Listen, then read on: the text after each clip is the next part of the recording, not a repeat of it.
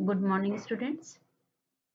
आज हम लोग पढ़ेंगे क्लास 9th संचयन भाग 1 का पाठ हामिद खां, जिसके लेखक हैं एस के पोट्टेकाड जी। एस के पोट्टेकाड जी के बारे में जानते हैं। मलयालम के प्रसिद्ध कथाकार एस के पोट्टेकाड का पूरा नाम शंकरन कुट्टी पोट्टेकाड था। उनका जन्म केरल के कोषिकोड, जिसको कालीकट कहते हैं, में हुआ था। इंटरमीडिएट की पढ़ाई पूरी करके 12th तक की पढ़ाई पूरी करके वे साहित्य सृजन में लग गए, लिखने में लग गए, लेखन कार्य में लग गए। पोट्टेकाड की कहानियों में किसान और मजदूरों की वेदना का सजीव चित्रण हुआ है, उनके दुख का, उनके कष्ट का। बिल्कुल ऐसा लगता है कि हम आंखों से वो चीजें देख रहे हैं। जाति, धर्म और संप्रदाय से परे, जात पात से परे, धर्म से अलग मानवीय सौहार्द को उभारने में पोट्टेकाड को पूरी सफलता मिली है। उनकी कहानियों से विश्व बंधुत्व और भाईचारे का संदेश मिलता है। कथाकार पोट्टेकाड को साहित्य अकादमी तथा ज्ञानपीठ पुरस्कार से सम्मानित किया गया। उनकी कहानियों का विश्व की अनेक भाषाओं में अनुवाद हुआ है। उनकी प्रमुख कृतियां हैं प्रेम शिशु, विष कन्या आदि। तो आइए पढ़ते हैं पाठ हामिद खां, जिसके लेखक हैं श्री एस के पोट्टेकाड। तक्षशिला में आगजनी। समाचार पत्र की यह खबर पढ़ते ही मुझे हामिद खां याद आया। लेखक ने जब ये पढ़ा समाचार पत्र में, न्यूज़पेपर में, कि तक्षशिला में आगजनी। आगजनी मीन्स जो लोग कोई बलवा करते हैं, कोई इस तरह का उद्दंड कार्रवाई करते हैं कि आग लगा देना कहीं पर। तो तक्षशिला पाकिस्तान में है। जब उन्होंने ये खबर पढ़ी लेखक ने कि तक्षशिला में आगजनी, तो उनको क्या याद आया? उनको हामिद खां की याद आई। इस कहानी के मुख्य कैरेक्टर, मुख्य पात्र हामिद खां जी हैं। तो जब लेखक ने इस तरह का समाचार पढ़ा तो उनके स्मृति पटल में, उनके याद में सबसे पहले हामिद खां का चित्र उभर कर आया। मैंने भगवान से विनती की, लेखक ने कहा कि मैंने ईश्वर से प्रार्थना की कि हे भगवान, मेरे हामिद खां की दुकान को इस आगजनी से बचा लेना। इस प्रकार की घटना से, इस प्रकार की जो वहां पर लोगों ने आग लगाई है दुकानों में, इससे मेरे हामिद खां की दुकान को बचा लेना। क्यों उनके मन में ऐसी बात आई? क्योंकि वो हामिद खां से जुड़े हुए थे। कैसे जुड़े थे वो हम आगे बता रहे हैं आपको। अभी 2 साल ही तो बीते हैं जब मैं तक्षशिला के पौराणिक खंडहर देखने गया था। अर्थात 2 साल पहले ही लेखक तक्षशिला गए थे। पाकिस्तान में है तक्षशिला। वहां के ऐतिहासिक पौराणिक इमारतें जो खंडहर का रूप में बदल चुकी हैं, टूटी फूटी हो गई हैं। खंडहर मीन्स टूटी फूटी इमारतें में बदल गई हैं, जिनका पौराणिक महत्व है। देखने के लिए वो कहाँ गए थे? पाकिस्तान के तक्षशिला गए थे लेखक एस के पोट्टेकाड जी। एक और कड़कड़ाती धूप, दूसरी ओर भूख और प्यास के मारे बुरा हाल हो रहा था। तो लेखक की स्थिति क्या थी कि बहुत तेज धूप थी, उनको बहुत तेज भूख लग रही थी, प्यास भी लग रही थी। उनकी स्थिति बड़ी अजीब सी हो रही थी, सामान्य स्थिति नहीं थी, परेशान थे वो। रेलवे स्टेशन से करीब 1.25 मील की दूरी पर बसे एक गांव की ओर निकल पड़े। तो रेलवे स्टेशन से वो कहाँ चले कि पास के एक गांव की ओर निकल पड़े।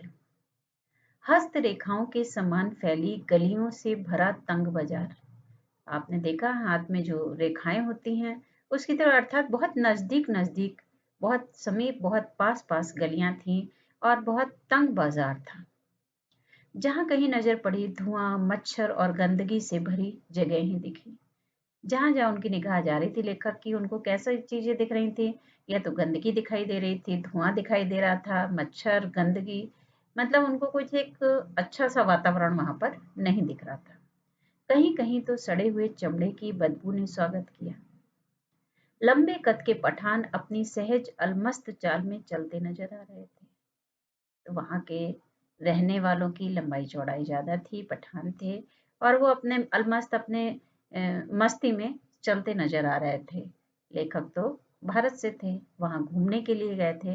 तो इनको दिखाई दिया कि वहां की, जहां पर ये स्टेशन से थोड़ी दूर गए थे, तो उन्होंने देखा कि वहां पर बहुत तंग बाजार है, पास पास समीप समीप गलियां हैं, और हर जगह गंदगी ही गंदगी इनको दिखाई पड़ रही थी।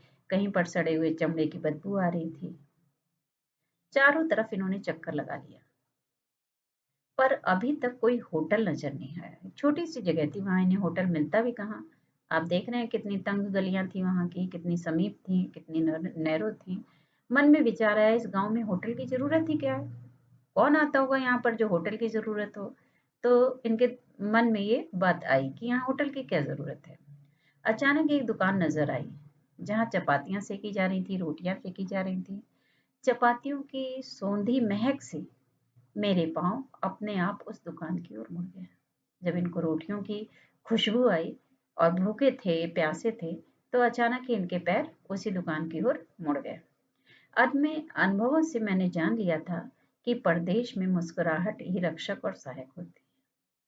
लेखक कितने अनुभवी थे, जीवन कितने अनुभव उन्हें मिल चुके थे कि उनको पता था, उन्हें लगता था कि जब हम किसी दूसरे देश में हों, दूसरे प्रदेश में हो, दूसरी जगह पर हो, तो हमारी सहायता करने के लिए सहायक कौन होती है? हमारी मुस्कुराहट होती है। किसी से हमको मित्रता करनी है, हम उसकी भाषा बोली कुछ नहीं जानते, मगर अगर हम स्माइल कर देते हैं, मुस्कुरा देते हैं, तो हमारी मित्रता उससे आसानी से हो सकती है। वो हम एक दूसरे को समझने लग जाते हैं। नई जगह की बात हो रही है, तो रक्षक भी है मुस्कुराहट और सहायक भी है।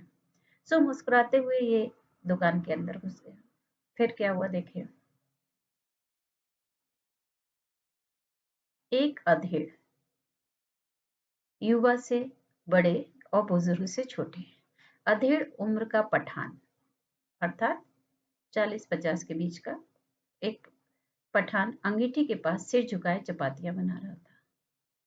मैंने ज्यों ही दुकान में प्रवेश किया, वो अपनी हथेली पे रखे आटे को बेलना छोड़कर मेरी ओर घूर घूर कर देखने लगा। उसने जो काम था, जिस काम में तल्लीन था, उस काम को रोक दिया और किसकी तरफ देखने लगा? लेखक की तरफ घूर घूर कर देखने लगा। मैं उसकी तरफ देखकर मुस्कुरा दिया, लेखक उसकी तरफ देखकर मुस्कुराए। फिर भी उसके चेहरे के हाव भाव में कोई परिवर्तन नहीं आया। उनकी मुस्कुराहट से उसके चेहरे के एक्सप्रेशन में कोई चीज नहीं आया, कोई हाव भाव में परिवर्तन नहीं आया। वह बेपरवाही के साथ तीखी नजर से मुझे निहारे जा रहा था, तीखी नजरों से इनको देखता जा रहा था। खाने को कुछ मिलेगा? मैंने धीमी आवाज में पूछा। चपाती और सालन है, वहां बैठ जाइए। चपाती अर्थात रोटी, और सालन अर्थात सब्जी, रसेदार सब्जी।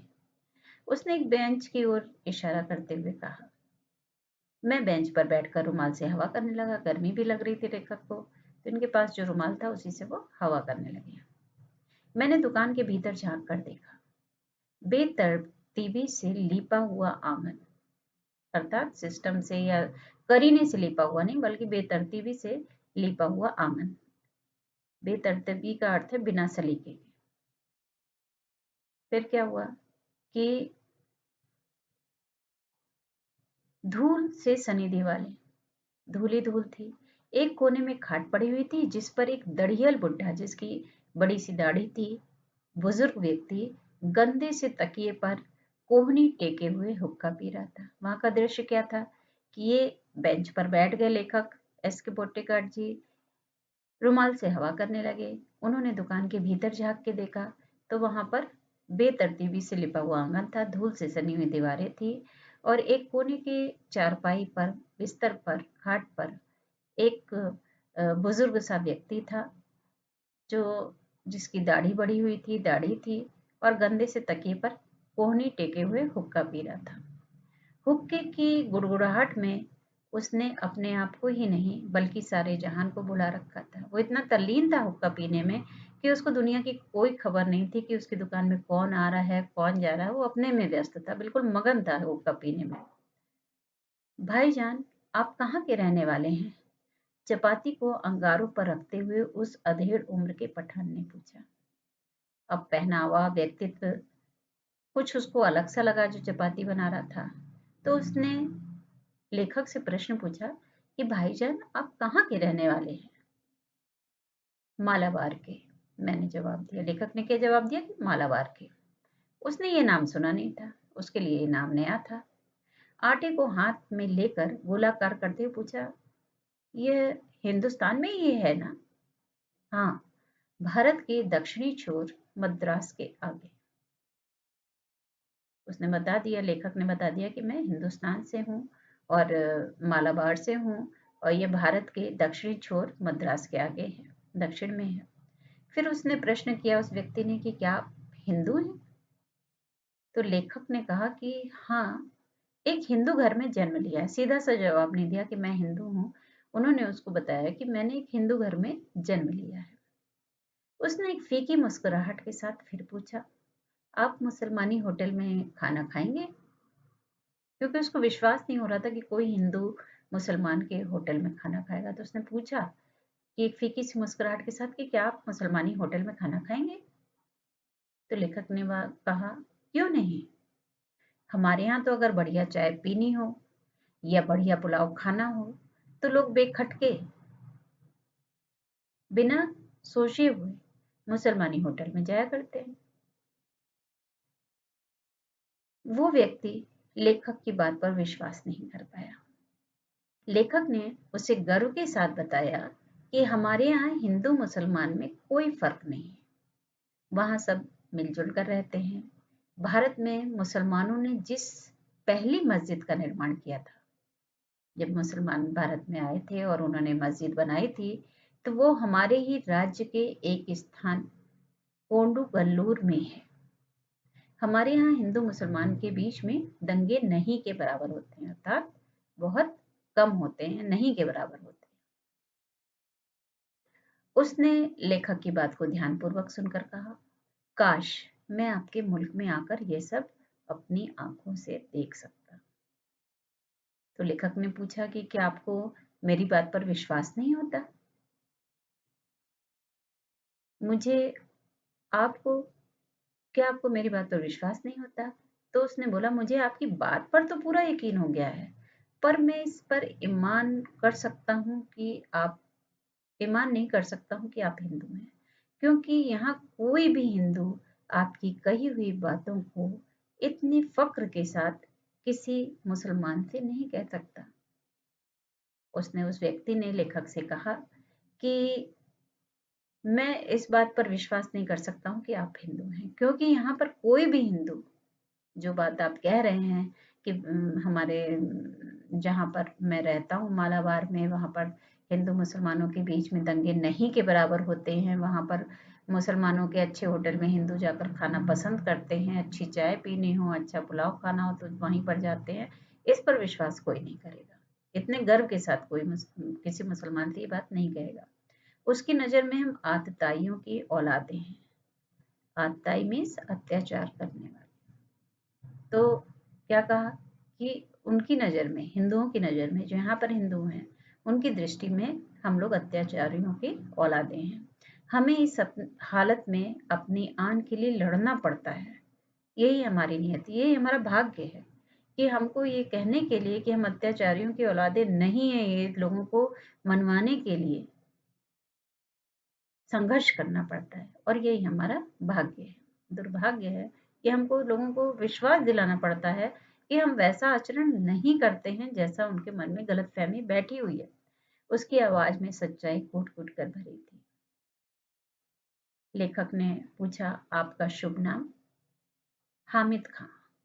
वो जो चारपाई पर बैठे हैं वो मेरे अब्बा जान हैं। अच्छा, आप 10 मिनट तक इंतजार कीजिए, सालन अभी पका है, सब्जी अभी तैयार हो रही है। मैं इंतजार करने लगा। अरे ओ अब्दुल, हामिद खान ने जोर से आवाज लगाई। एक छोकरा दौड़ता हुआ आया जो आंगन में चटाई बिछाकर लाल मिर्च सुखा रहा था। हामिद ने पश्तो भाषा में उसे कुछ आदेश दिया। प्राचीन भाषा है पश्तो, उसमें उसको आदेश दिया। क्या आदेश दिया? कि